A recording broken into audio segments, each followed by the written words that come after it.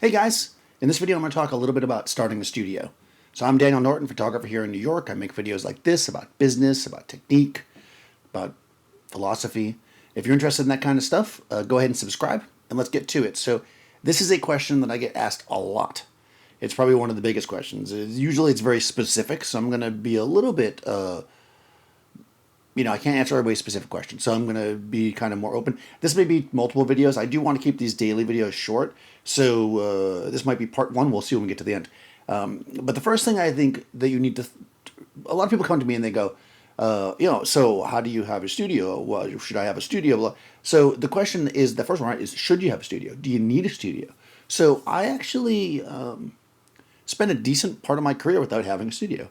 The work that I was doing didn't need it. I mean, I shot in studios, but I didn't need it to keep the rent of a studio every single day. Because you have to think about it like that, right? If you look at, let's say for instance you get a studio for, and again I'm just going to make up some random numbers. Let's say a studio costs you $500 a month to have. If you can rent a studio for $50 a day, and which clearly, if you used it every day, that would be 20 days a month, 5 days a week, whatever. That'd be double the price, right? So you'd be like, whoa, it's definitely worth it. But the thing is, are you shooting every day? If you're shooting 3 times a month, that 150 in rental is probably worth it, right? Versus paying the 500 to rent the studio on your own, unless you're also going to use the studio for some other kind of business. Like if you have clients come and meet you there, you do meetings, you have other things, it might be worthwhile. But it really depends on your business model. So I'll kind of walk through, I mean, loosely, my experience with studios. So we'll say when I first started my career as a photographer, so I quit my last real job and I moved to Miami. And for the first, I don't know, year or so, I didn't really have a studio at all. I never shot in the studio. I mean, I was just doing smaller jobs that either I did on location, like they were like location portraits, or I was shooting model stuff, for agencies, which was like outside, or the occasional headshot for an actor, which again I could just do outside. Occasionally, I would have to shoot a portrait of somebody at their location. So I didn't need a studio, so I didn't have a studio. It was restricting though, right? Because without a studio, there's certain ideas you might have that you want to do that you can't do. Now, when I first started, the idea of having portable, powerful flash was just non-existent. I mean, they existed, but there was no way that as a young photographer starting out, I could afford it. It was way too expensive. All the lights I had I had like a small speed light, but all the lights at one, maybe two. All the lights I really had that were like real lights were bigger lights. So they were plug-in lights, and they were just stuff that you wouldn't really. I mean, I did eventually use them on location a lot, but it just wasn't something that I could walk out to the beach and use like you could do now. I walk into the street. So shot a lot with natural light. Shot a lot with a little bit of fill flash.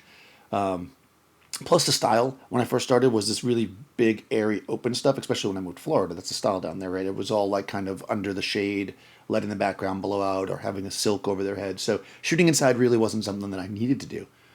But I met a guy, and we had a huge studio that I ended up sharing with him, because what happened was, I mean, I assisted for him a few times, and then the guy that was sharing with him left, and I was like, oh well, I could use a studio, why not? Because it was so cheap.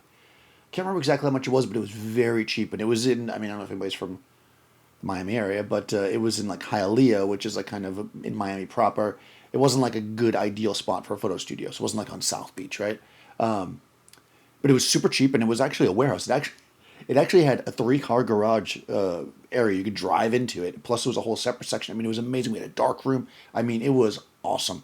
And one of the main reasons why I did it was because it was so cheap, and having a dark room was just great because it was nice. I mean, back then, I shot a lot of film. There was no digital back then, right? So, having it was a black and white dark room, but it was dark nonetheless. And then I did end up shooting a lot of stuff that I would not necessarily have shot if I didn't have a studio. So it was awesome that I had it, but I only had it because it was so cheap.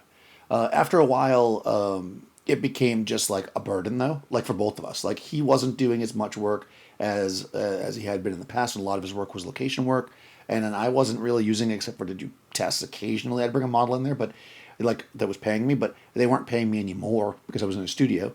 In fact, they mostly wanted outside shots. So after a while, we got rid of it, but it was pretty cool. I mean, to have, but I didn't need it, and it was just I wouldn't have done it if it had been a major burden on my expenses.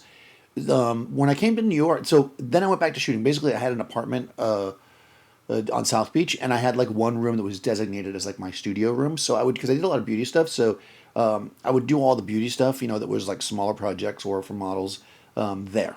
All the agency beauty stuff, all the beauty stuff, all the headshots for actors, any actual jobs we did like in studios clearly that we rented.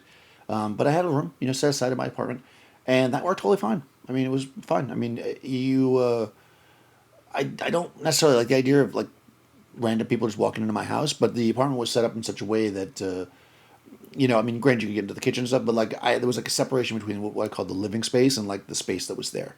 So when you walked in, it was like a studio, basically an empty space with a couch, and I had a backdrop there or whatever. So it wasn't too weird, for me. And nobody really cares. People, if you're legit and have, agencies backing or whatever, the people are fine to come to your place. So then all the rest of the time I lived in Miami, which was a lot of years, and most of like the beginning of my career, I did not have a studio. Like I literally had that other studio for like maybe a year, if that. So I went a long time. So when I came to New York, eventually I didn't think I'd need a studio. I was like, oh, I'll just do the same thing. So I found an apartment, I got a space set aside, whatever, and it was fine. All the agencies and all the people that were the smaller projects were fine to come there. We had to come to your space, but the problem is they didn't want to come to that space because it was in Queens, and that's when I realized that because living in New York City, that the agencies are pretty much willing to send the models around, but they don't want to send them out into the middle of nowhere. Middle of nowhere, right? It's like 3 miles from the city. But basically, what ends up happening is a safety thing. It's like you got model gets lost out in Queens. They can't just find a taxi as easy as they can. I mean, now there's Uber, but back then, as they can like Manhattan. So they'll go anywhere in Manhattan or generally around the area. So because of that, I ended up needing a studio for that reason, because they didn't want to come out. Actors had no problem. I mean, I shot a lot of headshots. That's why I shot a lot of actor headshots early on, because I didn't have a studio, and agencies weren't so hip to send people out to Queens. And a lot of agencies that liked me, though, allowed me to shoot there. And in fact, the agencies will do that. I mean, I'm sure they still do that. They got like little rooms where they have conference rooms and stuff. So if they like you, they'll just let you set up in their conference room to do the shoots. I mean, we not actually shoot there, but do the prep, and then you go to the street and shoot. Because that's mostly what you're doing, right? You're doing like makeup, you have the wardrobe there, but you want to go on location. You don't want to shoot everything against the background. That's kind of boring. Although that's mostly what I do now. But when models trying to get fresh, especially if they're starting with nothing and they need some variety, you want the 1 or 2 studio shots, and you want the rest of it, to be like out and about. Anyways, that's kind of a side thing. So I'm not going to go through every studio I ever had, but blah, blah, blah. My point here being that is decide if you really think you need a studio. Is a studio something that you need because it's going to help you get business? Because if it's not, then think about options like rentals. And there's a lot of places that you might not be in a big city. Like I'm in New York City, there's rentals everywhere. There's something called Pure Space. I don't know if they have Pure Space in other places. Maybe. You guys can let me know in the comments. But there's probably similar things, and basically go onto this thing, and there's lots of people that rent their space. They rent it by the hour or whatever. So you can rent all kinds of cool spaces. You don't need, actually, photographers put their studios up there. You can totally do that, and it totally works. It's generally more expensive, per shoot to do it that way. But if you're doing, there's that breaking point where it's like, okay, I'm doing enough shoots that I can take the burden of a commercial lease, because most times a photo studio is a commercial lease, which means it's multiple years. I think our lease is like 8 years. So, it's a pretty serious deal to do that. So, think about it. But if you think you need the studio, is it going to make you more money? Is it going to work out for you? Or can you do, like, let's say, for instance, that one of the very first, actually probably the first, I'll say it's the first photographer I ever worked for. I was fresh out of college. I was still living, in Massachusetts, and he was a wedding photographer. And got a lot of respect for wedding photographers after working with that guy. But he basically had a little area, I guess it was a garage. It was like part of a garage, but it was like made into a studio. And he did like senior portraits, and actually his backyard, he like had all set up like, that you could shoot outside. He did like senior portraits, bridal portraits, all the like portraity stuff in this studio that was literally just his garage. It was like a small little space. It wasn't big at all. In fact, it was really, I probably talked about this before.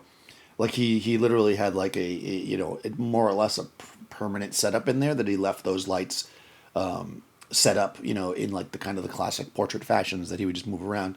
And then when we went on location, he had like portable flashes. But that stuff in the studio was like plug-in stuff. Like, I don't know what they were. They're probably Speedotron or something. Anyways, that's beside the point. So maybe that's all you need, right? If you're somebody shooting portraits or weddings, or LinkedIn photos and stuff like that, you may and people want you to they want to come to you. You may be able to get away with your living space, part of your living space being converted to a studio. Just obviously be careful. I don't want to hear in the comments that oh, I listened to you and then I had an apartment and somebody came and robbed me. I mean, be wary of who you let into your space, but that's the case even if you have a studio. If I have a studio, I could still have people come in that are creeps. So, be wary of who you bring in to your space, but decide first if you need a studio. How important is a studio to you to make money? And are there other options to rent as needed? Because that might be all you need. I went actually a gap during probably the some of the most successful, money wise parts of my career. I didn't have a studio when I was here in New York. I actually had gotten rid of it because I was mostly doing bigger jobs, and none of them were was I able to shoot in my studio because my studio was really small. So I was always running a studio, and I'm like, I'm paying this big amount here for a studio, but I'd never use it for work, so I'm going to get rid of it. And I did that, and actually, I realized after that I'm the kind of person that should always have a studio because I like to shoot in the studio, and so now I have a studio again, and even though I might not need it all the time, it's still I would never get rid of my studio because it's awesome. So I got very lucky there. Paul is amazing, and the people I share with. So, anyways, I think that's getting long enough. So I'll talk about that next time. I'll talk about different kind of formats of how you can do a studio, whether it be a share or this or that, and my experience with that stuff. So let me know what your experiences are. Do you have a studio? Have you ever had a studio? Do you think you want to get a studio, and why? What is it that makes you think that a studio would be useful for you or not? So let me know in the comments below. Go ahead and subscribe if you haven't already, and ring the bell. And I'll see you tomorrow.